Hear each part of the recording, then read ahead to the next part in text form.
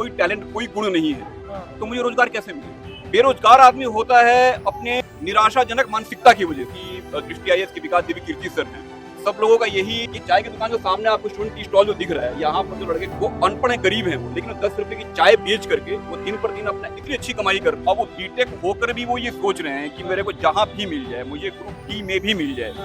उनकी मानसिकता और साइकोलॉजी से आप क्या समझते हैं? हमको टोटली मुंह मांगा मन मांगा पैकेज मिले, ये मिले, ऐसा कुछ मिले, ठीक है। तो मैं थोड़ा इस मानसिकता पे थोड़ा हटके रहना चाहिए कि अगर एक आईआईटी का स्टूडेंट बेरोजगार है, ठीक है, तो वो एक्चुअली इसलिए बेरोजगार है, उसको एक अच्छा पैकेज नहीं मिलता। हर चीज के लिए मतलब सरकार को ही जिम्मेदार ठहराना, अपनी गलतियों को ना देखना, ये भी हमारी बहुत बड़ी गलती है। नाम है आचार्य निरंजन। निरंजन जी, क्या करते हैं आप?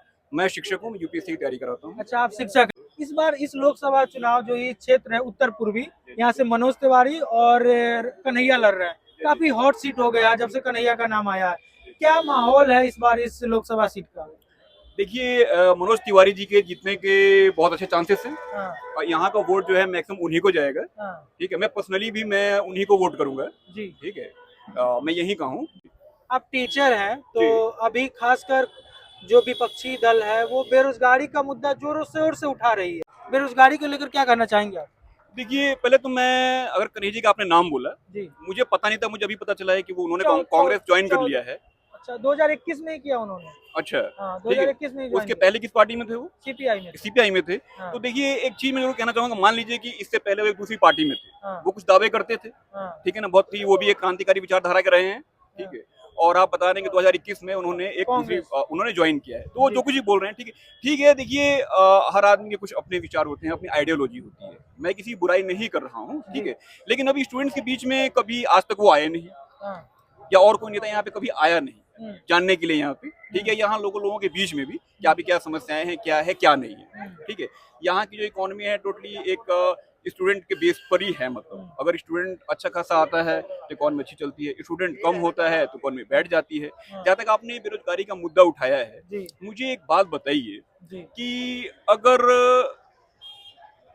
मान लीजिए कि मैं ही हूँ, मेरे अंदर कोई टैलेंट, कोई गुण नहीं है, तो मुझे रोजगार कैसे मिलेगा? एक ये भी मुद्दा है। हर चीज के लिए सिर्फ गवर्नमेंट को ही मतलब कि सामने देखकर बोलेंगे। हर चीज के लिए मतलब सरकार को ही जिम्मेदार ठहराना, अपनी गलतियों को ना देखना, ये भी हमारी बहुत बड़ी गलती है, ठीक है। हमारे अंदर वो स्किल, वो सब कुछ होना चाहिए ना, कि गवर्नमेंट अगर एक हेल्पिंग हैंड दे तो रोजगार पाने की जो क्वालिटी वो हमारे अंदर भी होनी चाहिए। टोटली एक दूसरे के सिर पर ही मर देना जो है, मैं समझता हूँ कि एक अज्ञानता का प्रतीक है। अच्छा, आपने टैलेंट की बात करा, देश का सबसे सर्वोत्तम संस्थान में आईआईटी का नाम आता है, सहमत है आप? IIT institute. हाँ, ठीक है, हाँ, मैं सहमत। अभी कुछ दिन पहले रिपोर्ट है कि वहाँ लगभग अलग अलग क्षेत्रों में 30%, लगभग 30% जो युवा है बेरोजगार है, तो उनका जवाब कैसे देंगे आप?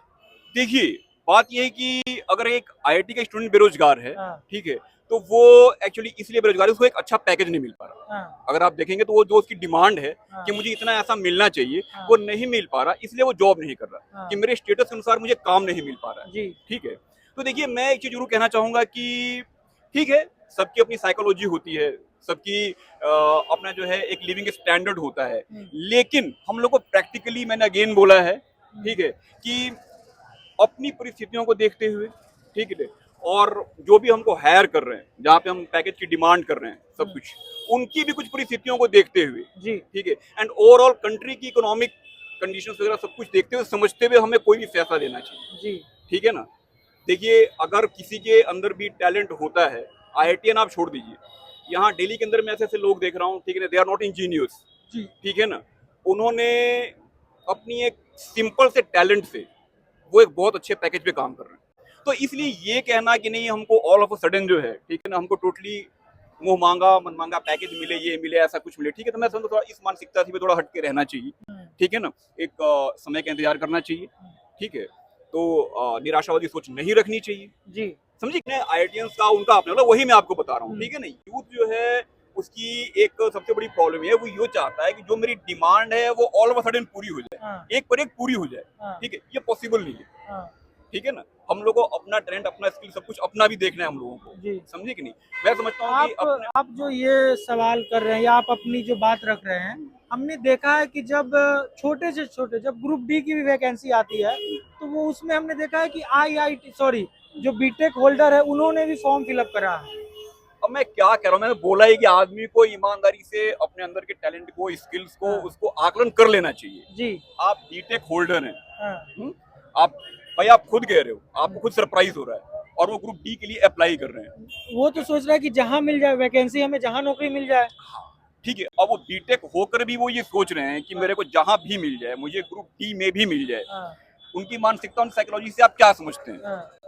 भाई बीटेक नौकरी है ही नहीं, वो जिस क्षेत्र के लिए बने हैं। अच्छा, मुझे मुझे आप एक बात बताइए, अगर हर नवयुवक यही सोचेगा, ठीक है, कि सबको सरकारी नौकरी, ये पॉसिबल नहीं भाई। रिक्त स्थान तो कुछ आते हैं, हाँ। मेरिट बनती है, उन्हीं को मिलेगी। हम्म। तो बाकी जो लोग हैं, क्या वो बेरोजगार होकर बैठ जाए? आदमी अपना काम नहीं कर सकता। जी। आप में इतने स्किल नहीं कि आप अपना काम कर सको, अपना आप कुछ कर सको। जी। ये चाय की दुकान जो सामने आपको स्टूडेंट टी स्टॉल जो दिख रहा है, यहाँ पर जो लड़के खड़े हैं वो अनपढ़ हैं। जी। वो अनपढ़ है, गरीब हैं वो, लेकिन 10 रुपए की चाय बेच करके वो दिन पर दिन अपना इतनी अच्छी कमाई कर रहे हैं और एक लेवल पे वो आ रहे हैं, समझे कि नहीं? तो बेरोजगार तो नहीं कहे जाएंगे। जी। इस दिल्ली में इसी जगह पे, जहां पर कई आपको ऐसे मिल जाएंगे जो बैठे हैं सोच रहे हैं पीटी क्लियर नहीं हुआ, आज आईएएस का रिजल्ट आया है, हाँ, जो सिलेक्ट नहीं हुए हैं, शाम को आपको मिल जाएंगे दुखियों के किसी कोने में बैठे हैं, पता नहीं क्या क्या सोच रहे हैं, कोई रो रहा है, कोई कुछ है, कोई कुछ है, कि मेरी जिंदगी खराब होगी, बर्बाद हो गई। ठीक है, ये इसी जगह पे एक अनपढ़ आदमी आपके सामने चाय बेच करके अपना परिवार पाल रहा है और बिल्कुल संतुष्ट है, वो एक अच्छी जिंदगी जी रहा है। वो बेरोजगार तो नहीं है। वो बेरोजगार आदमी होता है अपने निराशाजनक मानसिकता की वजह से। जी।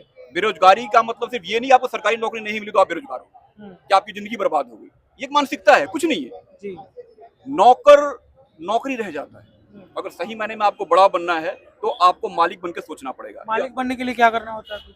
देखिए, मैं तो क्या टिप्स दूंगा, जितने भी मोटिवेशनल स्पीकर्स हैं, जैसे संदीप माहेश्वरी जी हैं, ठीक है ना, एक सोनू सिंह जी का भी आता है, उन लोगों का एक ही चीज कहना है, अपने इवन की दृष्टि आईएएस के विकास देवी कीर्ति सर हैं, सब लोगों का यही आप देखेंगे कि आता है कि जो भी काम आपको अच्छा लगता हो, आपका उसमें इंटरेस्ट हो, आपको आनंद आता हो, उसमें ईमानदारी से आप 3 साल दीजिए।